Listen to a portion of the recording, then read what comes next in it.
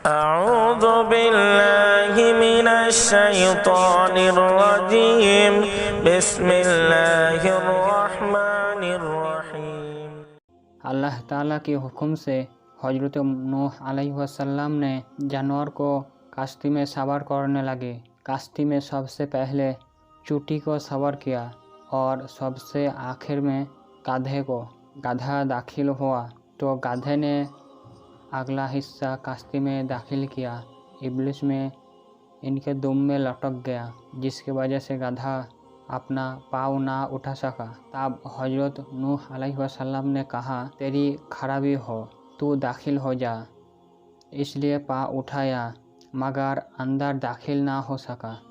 यहाँ तक से हजरत नूह अलैहिस्सलाम ने फरमाया, खराबी हो, पूरे तौर पर तू दाखिल हो जा, अगर तेरे साथ शैतान भी हो। आपसे जुबान से ये बात तो जारी हो गई। जब हजरत नूह अलैहिस्सलाम ने ये कलाम फरमाया तब शैतान ने गधों का रास्ता साफ कर दिया और गधा अंदर दाखिल हो गया और इसके साथ शैतान भी दाखिल हो गया।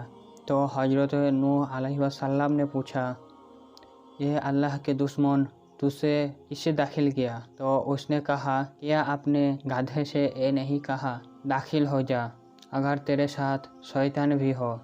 हजरत नूह अलैहिस्सलाम ने फरमाया, चले जा, यहाँ से निकल जा। इब्लिस ने कहा, आपको अपने साथ मुझे सवाल करना लाज़मी है, क्योंकि मुझे क़यामत तक हयात मिल चुके हैं और अल्लाह ताला इस तूफ़ानी अज़ाब से इस कश्ती से ज़रिए मुझे बचाएगा। चुनांचे ये कश्ती के छत पर मुझे सवार होने की इजाज़त दे दीजिए। और वो इसी तरफ कश्ती की छत पर सवार हो गया।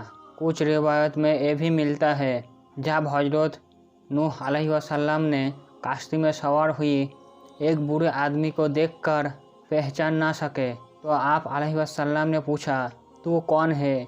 इसने कहा, मैं इब्लिस हूँ। हजरत नूह अलैहिस्सलाम ने पूछा, तू किस लिए दाखिल हुआ? इसने कहा, मैं इसलिए दाखिल हुआ ताकि मैं आपके साथियों के दिल को ख़राब करूं और इनके दिल मेरे साथ हो और बदन आपके साथ। तो हजरत नूह अलैहिस्सलाम ने फरमाया, यह अल्लाह के दुश्मन, यहाँ से निकल जा। शैतान ने कहा, 5 चीज़ें ऐसे हैं जिनके ज़रिए मैं लोगों को गुमराह और हलाक करता हूँ। इनमें से 3 चीज़ों को आपको बता दूँगा, 2 नहीं बताऊँगा, लिहाजा आप मुझे कश्ती से ना निकलाएं। फिर अल्लाह ताला ने हजरत नूह अलैहिस्सलाम की तरफ वही नाजिल फरमाई, यह नूह, आपको ये 3 चीज़ों की ज़रूरत नहीं है, इसको हुक्म दो, वो 2 चीज़ ही बता दे। तो इब्लिस ने कहा, मैं इन दोनों चीज़ों से लोगों को गुमराह करता हूँ।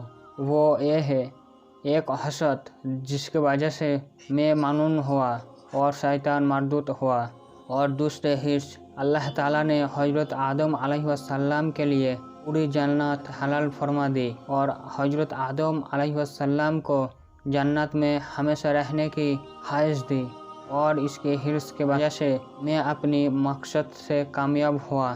कुछ रियायत में ये भी है, जब हजरत नूह अलैहिस्सलाम की कश्ती लंगर अंदाज हुई तो आप अलैहिस्सलाम ने इब्लिस को कश्ती के पीछे हिस्से में देखा तो आपने फरमाया, इब्लिस तू चला जा, तेरे वजह से ज़मीन वाले नाफरमान हुई, तूने ही इनको तबाह किया। इब्लिस ने कहा, फिर मैं क्या करूं? हजरत नूह अलैहिस्सलाम ने फरमाया, तू तौबा कर ले। इब्लिस कहा, आप अल्लाह ताला से पूछिए, क्या मेरी तौबा कबूल हो सकती है?